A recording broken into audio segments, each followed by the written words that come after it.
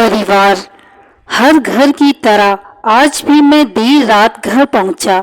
हमेशा से कोई भी गलत आदत न होने के कारण कॉलोनी में कोई भी मुझे देर रात आने पर गलत नज़रों से नहीं देखता था।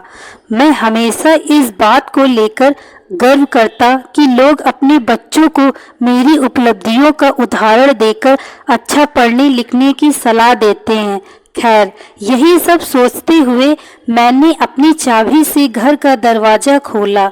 हालांकि मुझे पता था कि जब तक मैं घर नहीं पहुंचता तब तक दीप्ति को नींद नहीं आती थी, पर मैं अपने 5 साल के बेटे चिंटू को नींद से नहीं जगाना चाहता था।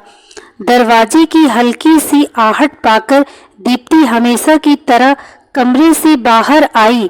तब तक मैं मुंह हाथ धोने बाथरूम की तरफ जा चुका था और हमेशा की तरह दीप्ति खाना गर्म करने किचन में चली गई। हर रोज ऐसा ही होता था।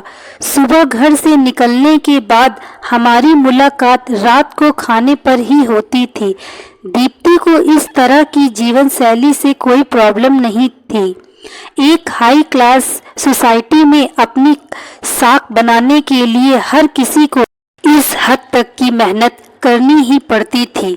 चिंटू सो गया। खाना खाते हुए मैंने दीप्ति से पूछा, हाँ, काफ़ी देर से आपका इंतज़ार कर रहा था, लेकिन फिर इंतज़ार करते करते ही सो गया। दीप्ति ने शिकायत भरे लहजे से कहा, लेकिन हर बार की तरह मैंने मुस्कुराकर बात को टाल दिया।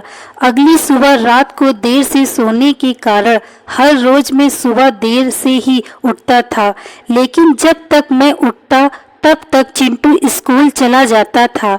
चिंटू की हमेशा शिकायत रहती कि मैं उसे कभी बाहर घुमाने नहीं ले जाता और शायद इसी बात को लेकर वो मुझसे नाराज भी था। हमेशा की तरह मैंने उठकर दीप्ति को आवाज़ लगाई और बाथरूम में घुस गया। थोड़ी देर में ही दीप्ति नहाने के लिए गर्म पानी ले आई। तुम नहीं होती तो मेरा क्या होता। हमेशा की तरह मैंने पानी की बाल्टी लेते हुए अपना घिसा पिटा डायलॉग मारा और हमेशा की तरह ही दीप्ति मुस्कुराते हुए खाने की तैयारी करने किचन में चली गई।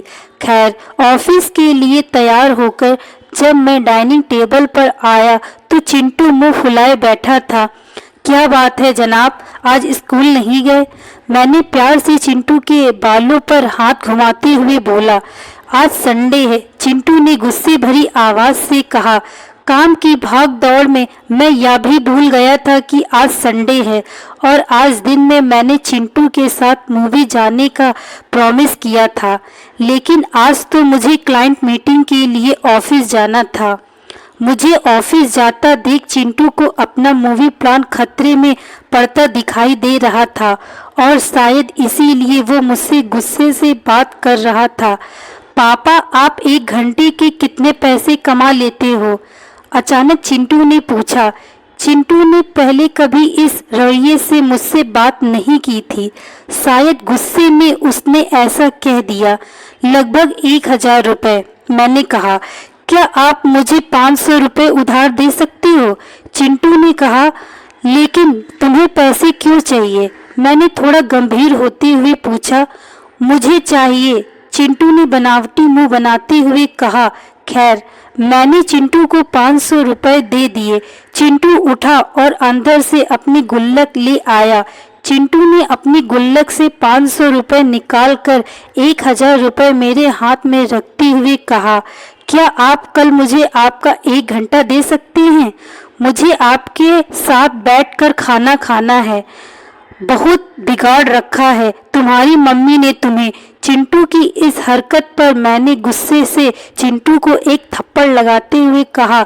आज ऑफिस जाते हुए मेरे मन में बस यही सोच रहा था कि इस भाग दौड़ भरी जिंदगी में क्या सब कुछ खरीदा जा सकता है। हालांकि मैं भी तो चिंटू को यही सिखा रहा था। कहानी का तर्क यही है कि परिवार के लिए पैसा कमाने की चाह में हम परिवार को समय देना ही भूल जाते हैं। जिंदगी में सबके बीच में तालमेल बिठाकर चलना ही समझदारी है। Thank you so much watching this video.